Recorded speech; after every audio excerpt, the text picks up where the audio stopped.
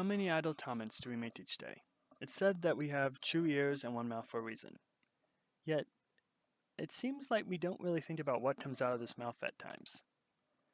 Like the little automatic responses we give. For example, responding to hello with how's it going? While the person who said hello is actually just walking past us. Or responding to how's it's going with fine. I mean, that was actually one of my go-to answers for quite a long time. Just fine. Nice and neutral. Till someone ruined it for me. I want to say that it was Toby, but I actually ended up coming across this acronym for fine. Feeling insecure, neurotic, and emotional. So much for neutrality.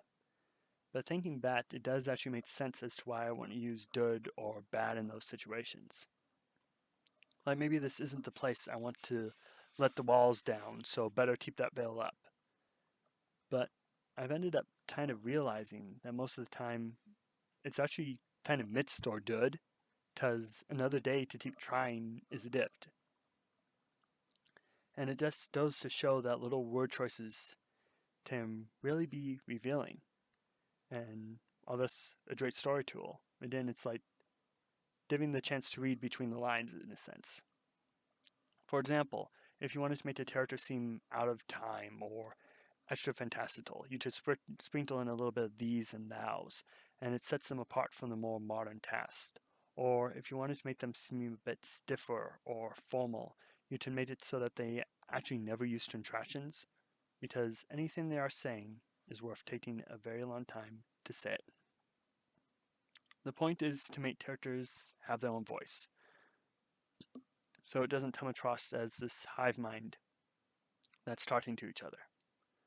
One easy way to do, of course, again, we kind of need the easy ways because if we're basically writing as a solo person, it's like, how do I not write in my own voice for each character? So one way to do that is to include some accents, which doesn't always translate to writing well, as in, can you sometimes translate some thick accents to legible writing? But there are a few tricks, one of which actually brings to mind some classic X-Men stories.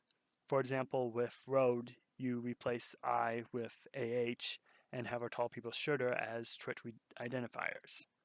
I'm pretty sure peppering Wolverine's dialogue with Bub and Darling would do the same, although that might actually date some of the stories I've read.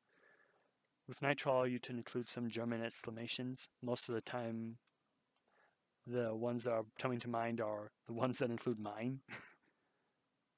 And Danbert would do the same with French, but if I remember correctly, he also had a habit of speaking in third person.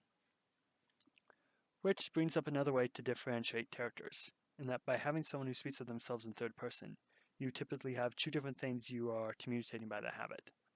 One is that they probably don't have the same education as everyone else, or two, they are really self-centered. Think of Dr. Doom and how attempting a drinking game on how often he says Doom is probably not going to end well.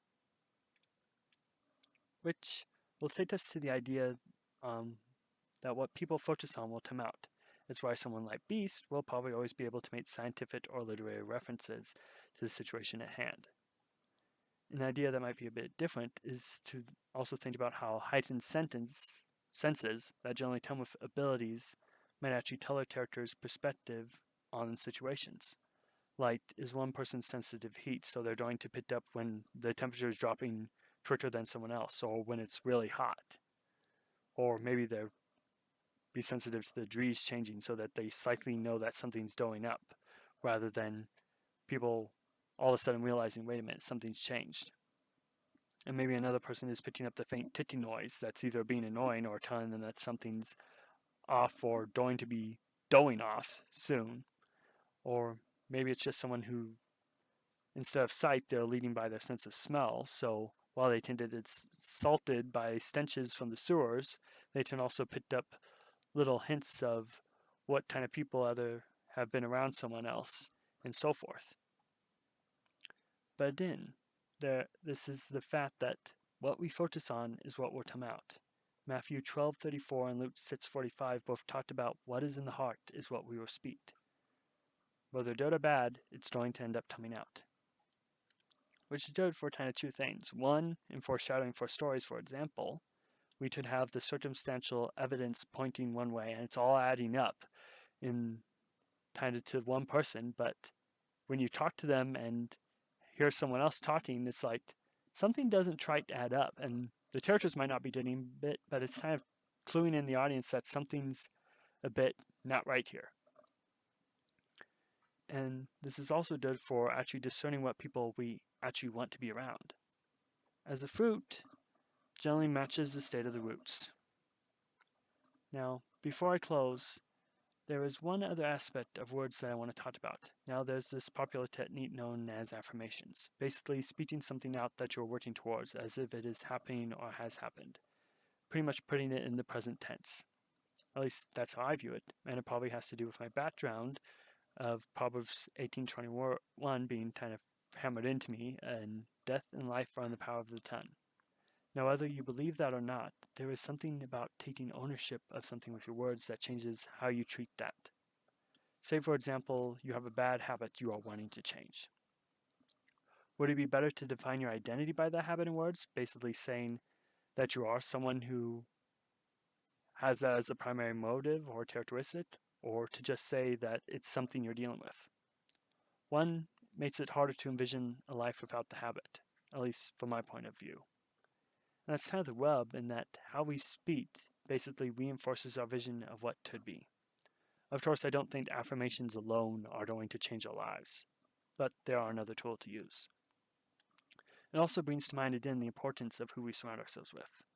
Some people will tear down dreams, often under the guise of being realists, but it can often just be based off jealousy or fear instead, while others will build us up and help us chase our dreams. And sometimes that's actually by being a realist and saying, hey, did you account for this? I want to make sure that you're understanding what needs to happen here, or that something needs to be taken account of.